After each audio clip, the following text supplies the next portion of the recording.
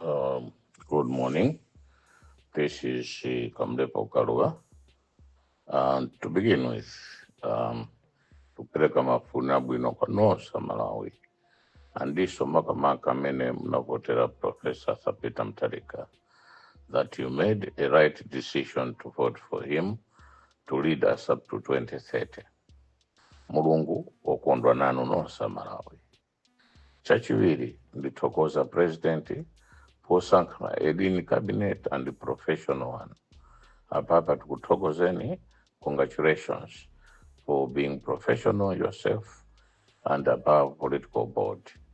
Ineso I should thank you for appointing my colleagues from the north.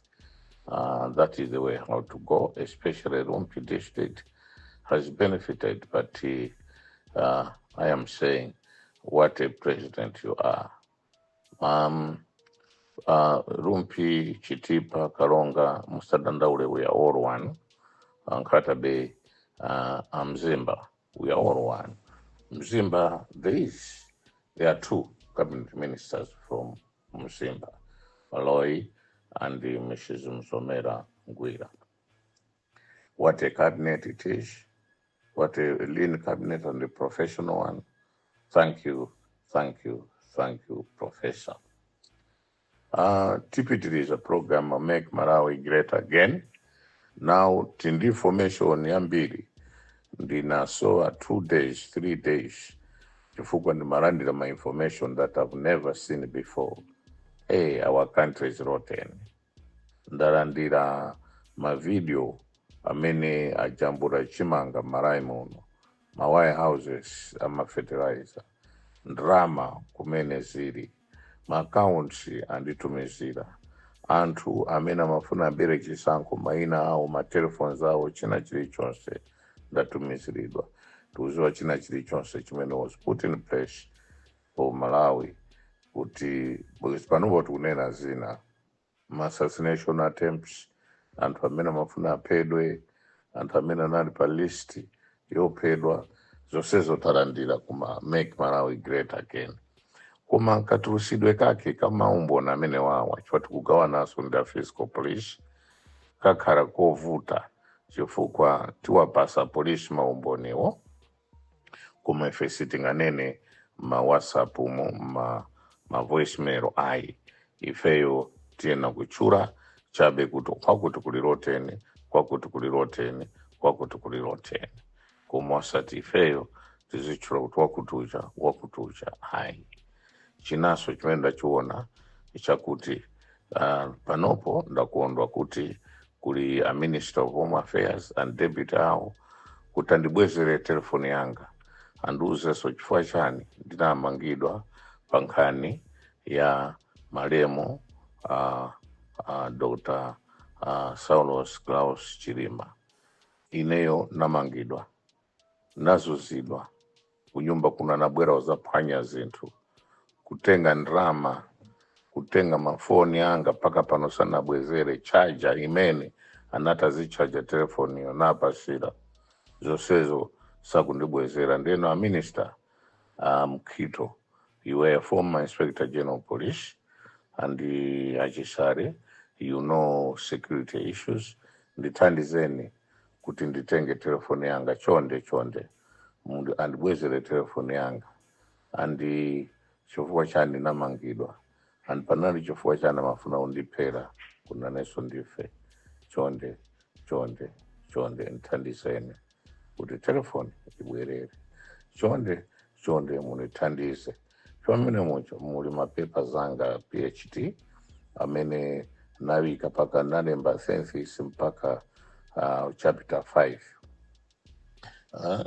chapter 5 to 6 imene in mind by now chapter 7 I think about international trade and finance, cross-border trade, and the financing of cross-border, in the SADC region, as well as a quota system, sugar quota system that Malawi was given by EU in those years and those days. And I also remember a little bit of surviving anarchy I was actually quoting Dr. Campbell. I've got his book, so I also cited that as an example that I was trying to write on chapter 7 of my thesis. So zosezo zili mu telephone much, and I don't know how I can retrieve the message, the script and what I wrote in there, because I was doing it on my research. Ndikapanga ichi ndichi ndimapita kukalemba, panga ichi ndichi pita and save it, kachita kukalemba and save it.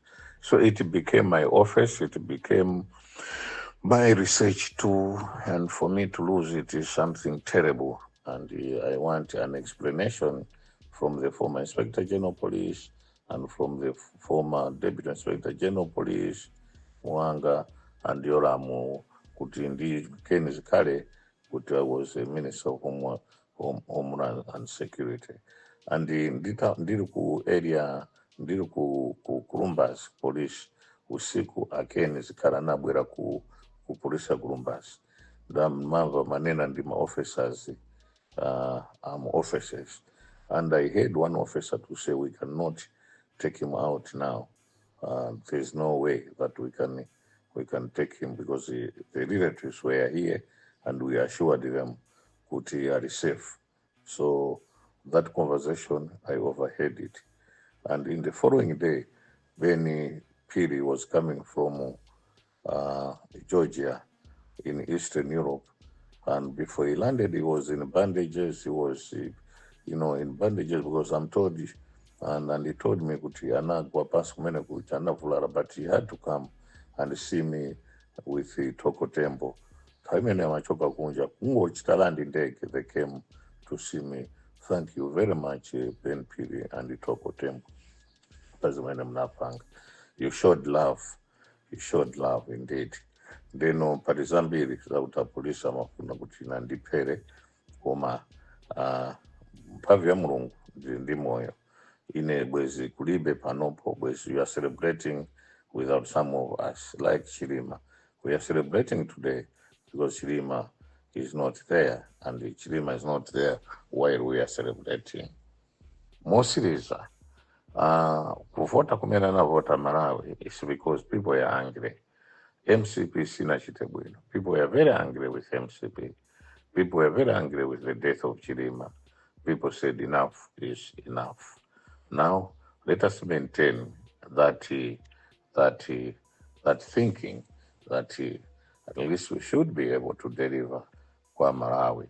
Komaso ti antamene watu, if Malawi make Malawi great again, tufuna antamene wawa amangidwe pakali commission of inquiry chifuka tindi video imene tukuona kuti one of the people that are arrested today anamugwira Chilima mkosi aukangana ndi Chilima kutafuna mupe. Iyo video imeneyo tinayo, video imeneyo tufuna kuta polisi, you must establish a proper commission of inquiry so that we find out why Chilima was killed, and those people that were killing him were behind this plot. Kuta pedo Chilima waseo amangidwe forthwith. Ndeno ndima wawa lero ndi yawu jenyanga ndio kungo chila congratulate Professor Tapita Mtalika for coming up with a lean and professional cabinet. Good morning.